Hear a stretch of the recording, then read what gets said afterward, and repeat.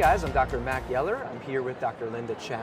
She is the owner of a practice pediatric specialty in Minneapolis, Minnesota, and also your Chief Eye Care Officer at United Healthcare. So Yes, I am. you opened cold some time ago, and what was that like? I mean, you had to find the internal motivation to do it. You had to fight through probably not making money at first and then making it all happen. Tell me kind of that story. So I started cold. It was a little rough at first, and Yep. this is back in the day. It was 1991, and if the only advertising that was out there was the phone book, right? And we missed the phone book by a month. Oh no! So I had to go a whole year and not be in the phone book. Yep. So I was doing everything I could to get my name out there, and that was including, since it was a pediatric practice, there was a parents magazine, area magazine, Minnesota Parent, that we did advertising, and I spent a lot of money in advertising, looking back. We did children's expos. I had booths, at children's expos That's with great. glasses and pamphlets, and learned very early that when you're doing an exhibit hall kind of thing, you don't sit back waiting for people to come and ask you questions. You go out there and you stick flyers in their hand gotta be about aggressive. myopia and things Yep. like that. Exactly. Because the parents, if their child got close to the booth to look at glasses, they would actually do this. They would pull them away and say, "You don't need glasses." And I'd be standing there going, "How do you know?" So I did everything I could. But one of the biggest things that I did was I went out to eye care providers in my area that I knew were not seeing kids. So that usually a lot of the more corporate settings weren't seeing kids that were under 8 or 9 years old, probably didn't feel comfortable working with the accommodative esotropes or doing any binocular vision therapy. Yep. And so I went there with my little folder. I had cards in the folder, and I had referral sheets that I had designed for the docs to send to me and take them out to lunch. And when I did have some offices that were sending me a lot of patients, a lot of times it's the staff that's sending them, not necessarily, especially if it's not a direct referral from the doctor. It's like, oh, well, they have a great glasses collection if you want to go over there. So Staff I would does all that work. I would bring them a box of Mrs. Fields cookies, a dozen cookies to them. And it was like, oh my God, you'd get so many more referrals. So it's little things like that that really help and can grow your practice. So aside from marketing, what are some of those tips? I mean, you open day one, you know how to see patients, you get it, you know how to do an exam.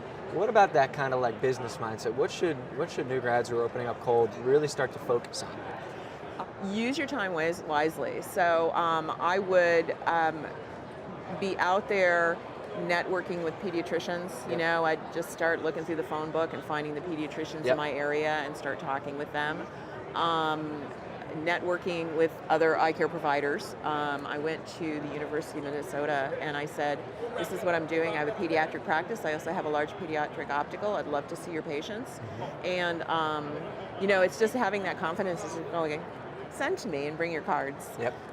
Every patient that came in that had been seen by an eye care provider that walked in with their prescription, I would check it out to see if they had an optical, because a lot of these were medical centers that didn't at the time.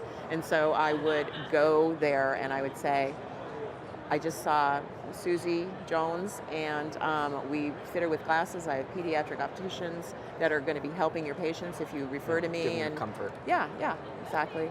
Are things different? It's 2018. Are things a little bit different now, or not even necessarily different? But if someone's opening cold this year, what should they be thinking about?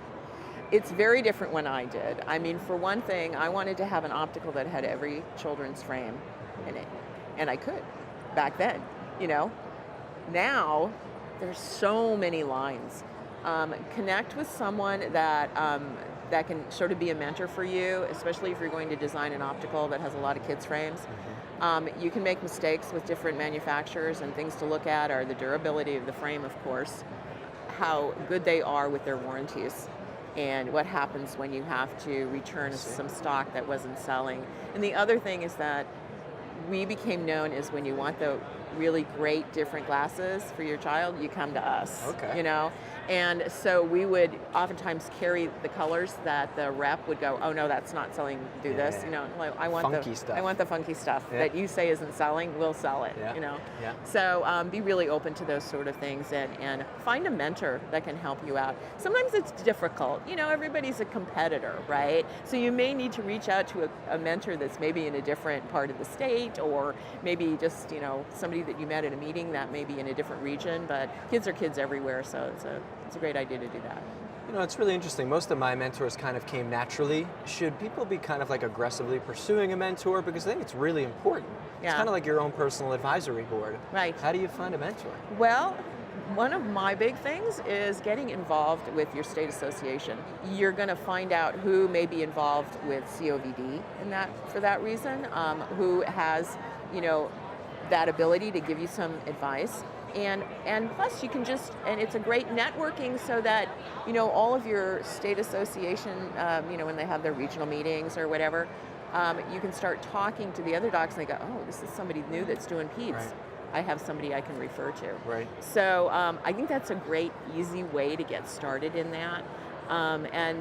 You know, you get together and you talk about practice management, you talk about best practices, Yeah. and getting involved in your state association too kind of gives you that feeling that you're giving back, and you have control over what your profession is doing in your state as well. I remember when I first got started in practice, actually a mutual friend of ours, it was so hard to prescribe. I would know what the patient needed, and I would almost feel, I would think of my $150,000 in student loans, and I would have a difficult time saying this product is going to be the best, Yeah. but it's a little expensive. It was Yeah. so hard for me, and I know it's hard for other people. How do you get past that? So, okay, I have 3 kids, right? And I think about how would I prescribe for my child? And you put yourself in that spot. What is it? I had a mentor that said, don't diagnose the patient's pocketbook. Yep. I had a patient that was a Medicaid patient, that the child was probably 3, and he was a minus 12 with a bunch of cylinder. He was Asian, so his, you know, they were having issues with the bridge Yep. fit because of the selection that they had for the Medicaid glasses that we had to choose from, you know. So I said to my optician, you know, go ahead and fit them the best you can, but show them what the options are if they decide they want to pay for it themselves. Mm-hmm. You know, they can always buy their own frame and lenses. And so I said, just show them what really is going to be the best for the child. And they did, and then, of course, the parents ended up buying that higher end frame that fit the child so well. Probably happens all the time. You got to think about those things. Don't feel confined. That power you have, we call it the POD, the power of a doctor, that by making those recommendations, and I don't like to call them recommendations, I like to prescribe them. I mean, this is a treatment. You know, it may be a preventative treatment, Take it seriously. or it may be a treatment for symptoms. Right. Exactly. So when I write out my prescription, when I print it out, I make sure that they've printed out those things that we have recommended that are included in what we are charging Can't just assume, for. yeah.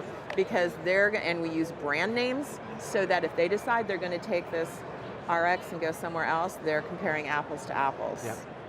That's the way to do it. I love it. Cool. Thank you very much. Thank Pleasure you. having you on. Yeah.